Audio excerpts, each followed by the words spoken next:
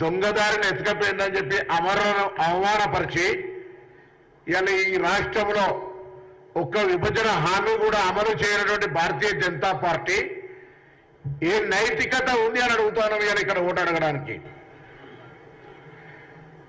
చూస్తాను ఈ మధ్యలో కిషన్ రెడ్డి గారో బండి సంజయో లేదా మీ పార్టీలో ఇగ్నోరెన్సీకి గురైతున్నాం అని చెప్పి మహేశ్వర్ రెడ్డో అప్పుడప్పుడు అడప కనబడే లక్ష్మణో కాంగ్రెస్ పార్టీ గురించి మాట్లాడుతూ ఉన్నది. ఇలా మేము అడుగుతా ఉన్నది ఇలా మీరు భారతీయ జనతా పార్టీ వచ్చిన తర్వాత తెలంగాణ రాష్ట్రానికి జరిగింది ఏంటి, తెలంగాణ రాష్ట్ర ప్రజల ప్రయోజనానికి మీరు సాధించింది ఏంటి?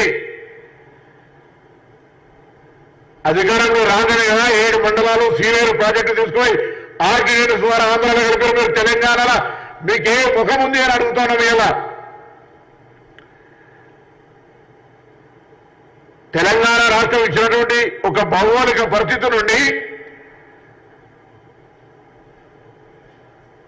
7 మండలాలు సీలేరు విద్యుత్ ప్రాజెక్టు తెలంగాణలో విద్యుత్ కోతలు లేకుండా కాపాడగలిగేటువంటి ఆ యొక్క ప్రాజెక్టును తీసుకుని మీరు ఆంధ్రాలో కలిపి తెలంగాణ విభజన హామీలు అమలు చేయకుండా తెలంగాణ విధానాన్ని వ్యతిరేకించి అవహేళన చేసి అమరులను కించపరిచి తెలంగాణ ఏదో దొంగతనాన్ని ఎత్తుకొని పోయిందని చెప్పేటువంటి మీకు తెలంగాణలో ఓటు అడిగే హక్కు ఉందా ముందరని అడుగుతాను. ఇలా అంతేకాదు ఇలా ఒక జాతీయ ప్రాజెక్ట్ ఇచ్చిండ్రా, ఒక ఇండస్ట్రీ వచ్చిండ్రా, ఒక మెడికల్ ఒక పెద్ద ఇన్స్టిట్యూట్ తీసుకొచ్చిండ్రా? ఈ రాష్ట్రంలో ఎవరికి ఇల్లు కట్టించిండ్రు? ఈ రాష్ట్రంలో ఒక రేషన్ కార్డు అని ఇచ్చిండ్రా?